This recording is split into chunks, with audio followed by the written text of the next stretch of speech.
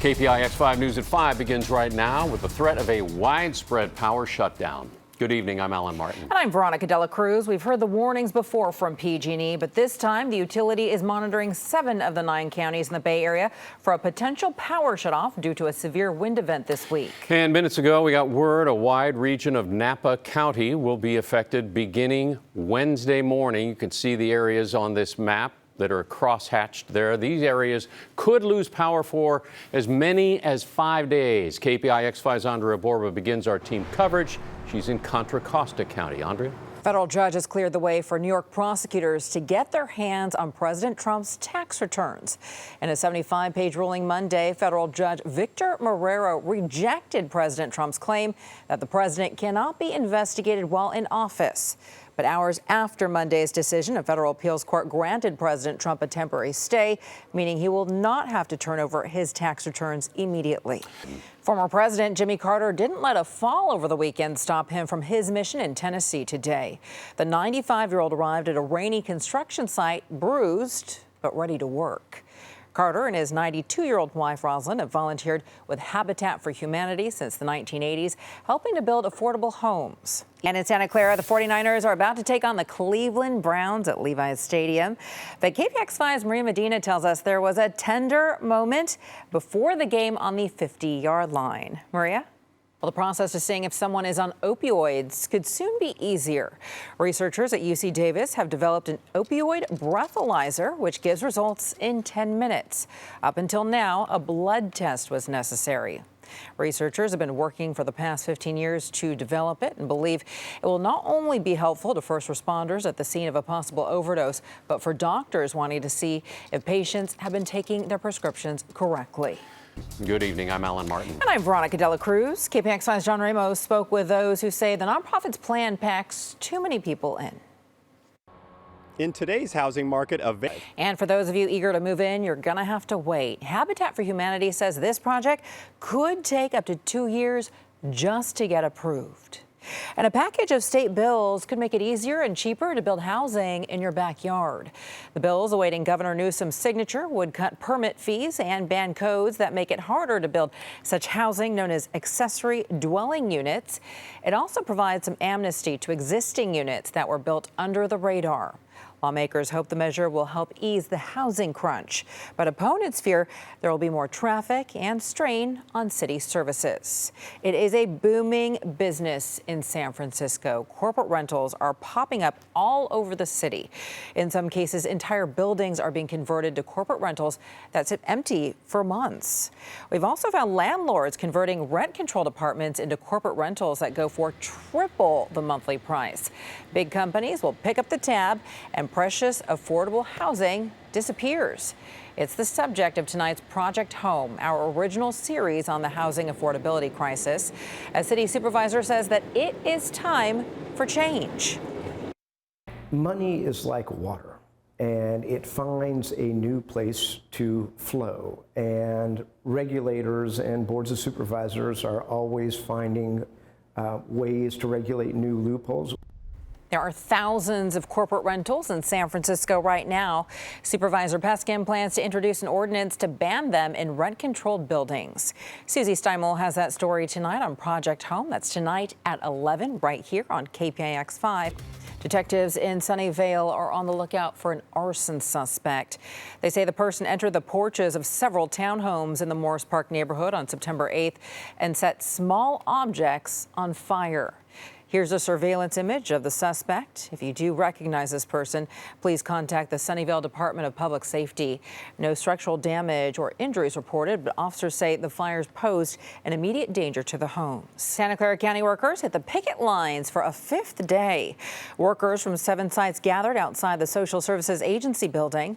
The protest coalition includes counselors, healthcare workers, and 911 dispatchers. They say they are protesting the county's reorganization of departments without consulting the workers. We're also fighting for our caseloads to be minimized so that we can provide our clients with benefits in a timely manner. Protesters say they will continue to strike until Santa Clara County officials agree to move forward with a favorable contract. The county says it is open to continuing labor negotiations, but says the union has not returned to the bargaining table. This evening, 15 people are without a home and 4 people, including a firefighter, were injured after a fire burned through 2 homes in San Francisco's Excelsior neighborhood. The fire started at one house around 11 o'clock this morning on Vienna Street, just south of Silver Avenue, before it spread to an adjacent home. The San Francisco Fire Department said the 3 victims and the firefighter will be okay. But sadly, the fire killed 2 cats. Another cat and a dog are missing. And this is the picture of the missing dog. If you do see it, please call animal control. San Francisco's Fleet Week is officially underway now. All week long, there will be events around the city. But things got off to a serious start today. First responders held a disaster drill with members of the military, and they simulated a 7-point magnitude quake hitting San Francisco.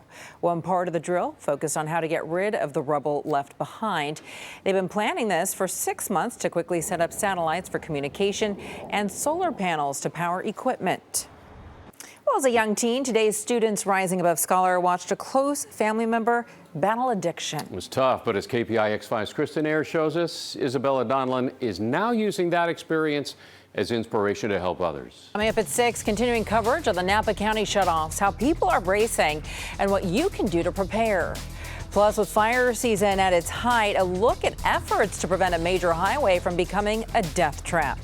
And police on the lookout for a package thief that loves a good workout, where this suspect has been spotted. That's it for the News at 5. KPIX5 News at 6 begins right now. Ken Bastida and Veronica Cruz. Now at 6, an unprecedented shutoff warning becoming reality for Napa County. PG&E says the power could be off for days. Plus, at the height of this fire season, the new effort to make sure a South Bay highway does not become a death trap. And alarming findings spelling out a murky future for an Alameda County elementary school. Why experts say the campus is at risk. KPIX5 News at 6 begins right now. Good evening. I'm Veronica Cruz. I'm Ken Bastida. We received word this evening that PG&E is cutting power to a large swath of Napa County. And the utility is warning the power could be off for more than 5 days. PG&E says these areas will plunge into darkness starting Wednesday morning. Take a look. It will be lights off for most of the city of Napa, all of St. Helena and Calistoga. Again, people there being told the outage could last for 5 days or more. The concern is that a forecasted severe wind event could take down a power line and spark another firestorm, like the Wine County wildfires that began 2 years ago tomorrow. And Napa County is not alone. 6 other Bay Area counties are on notice for possible power outages. PG&E and local officials say now is the time to get ready before those lights go out. And here are some tips for you. Update your contact information at pgne.com to receive alerts about when you could lose power.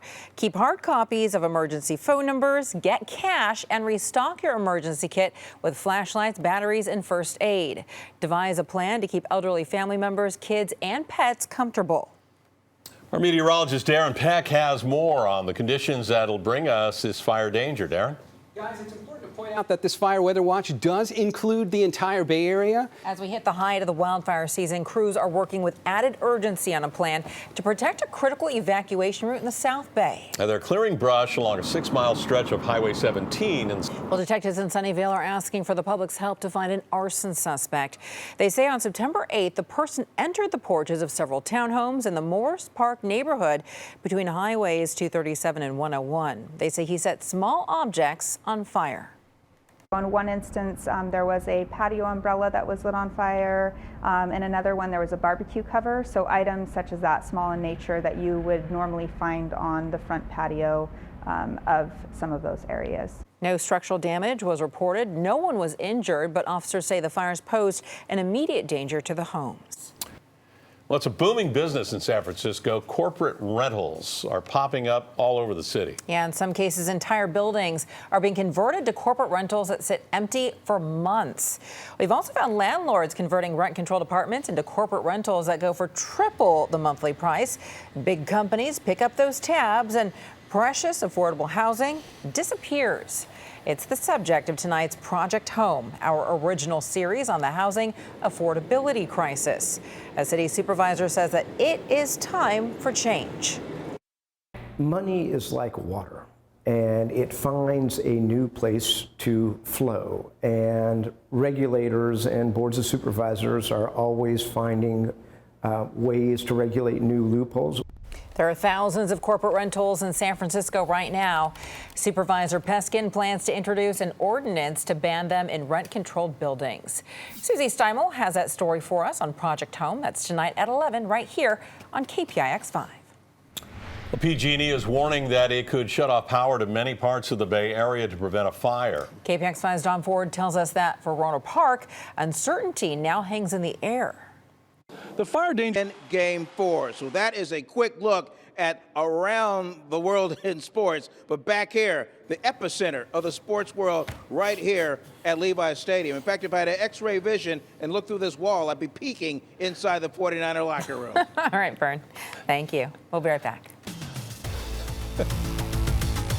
Well, if you don't like Mondays, you might feel a connection with this sleepy Bay Area kitty cat.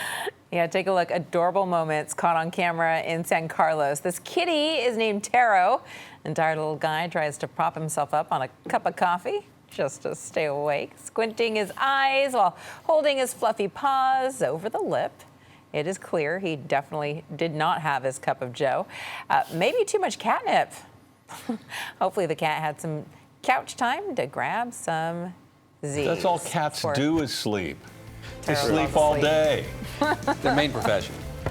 That's going to do it for us at 6. The CBS Evening News is up next. We'll see you back here at 7 p.m.